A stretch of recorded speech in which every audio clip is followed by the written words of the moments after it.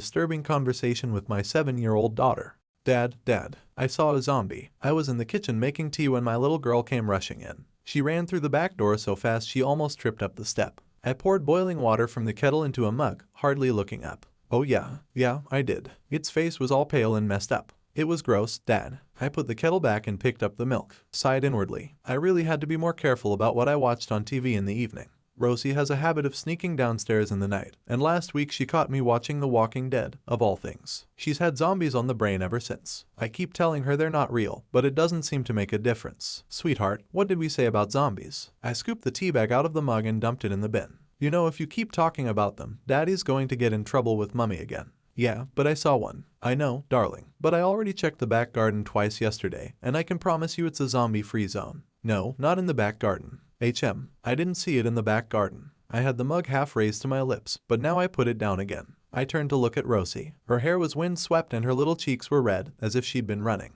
Sweetheart, I put on my best stern, Dad's not happy voice. I'm going to ask you a question, and I want you to be honest with me.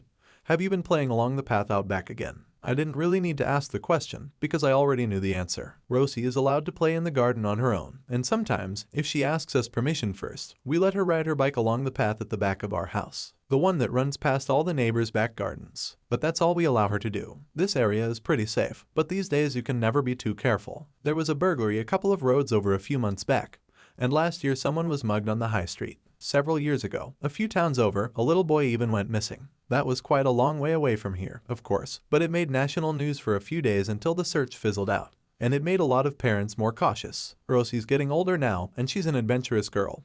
But still, you have to have boundaries. And on a few occasions lately, Rosie's been crossing those boundaries, riding her bike further than she should, not coming in straight away when we call her, sneaking out the back gate when she's only meant to be playing in the garden. As I watched Rosie now, I noticed her face growing redder. She looked away from me, down at the kitchen floor, and scuffed her feet. Dad, I only went a little way down, she said. I promise. I was chatting to Mr. Henderson, because I saw him in his back garden. I said hello and made him jump. I sighed. So there it was, Mr. Henderson was Rosie's zombie. Yesterday it was the postman, and the day before that it was a different neighbor. I took a sip of tea and shook my head. Mr. Henderson was, in fairness, a better candidate than the others. The guy lives on his own, and he looks about 100 years old. Moles all over his face, skin like a deflated balloon. Whenever we'd chatted over the garden fence before, though, he'd always seemed nice enough. Just a bit lonely. I couldn't have Rosie going around calling him a zombie. Listen to me, sweetheart. I know you didn't go far or anything, but I don't want you. I came right back after too, Dad. Rosie interrupted. She was staring up at me now, blue eyes large and pleading. I promise. And I even said no when Mr. Henderson offered me an ice cream.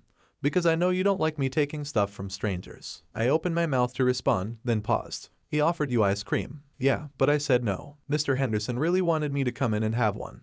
But I told him I had to get home. And then I came straight back here to tell you I'd seen a zombie, and Rosie was babbling now, her voice whirring like a motor. But I'd stopped listening. My mind was still stuck on something she'd said a moment before. Mr. Henderson really wanted me to come in and have one. I took another sip of tea and frowned. That wasn't good. I didn't mind the neighbors chatting to my little girl, but I didn't like the thought of them inviting her in. Not without us there. Not even if they were just kind, lonely old men. I made up my mind to go round and visit Mr. Henderson later, and to tell him that myself, kindly, of course, but firmly. In the end, though, I didn't get a chance. Because a few moments after I'd had the thought, Rosie said something else. Something that pushed everything else from my mind, and ended any idea I might have had about going over to Mr. Henderson's house. She said something that made me feel cold. Daddy, please don't stop me playing in the garden. I promise I won't sneak out again. I don't want the zombie to get me. Rosie, I'm not going to stop you playing in the garden. But you have to make me a couple of promises, too. First, promise me you'll stop going around calling people zombies. Mr. Henderson might be old, but he's not one of the living dead. Rosie frowned. I didn't. What do you mean, you didn't? You just ran in here a moment ago calling him one.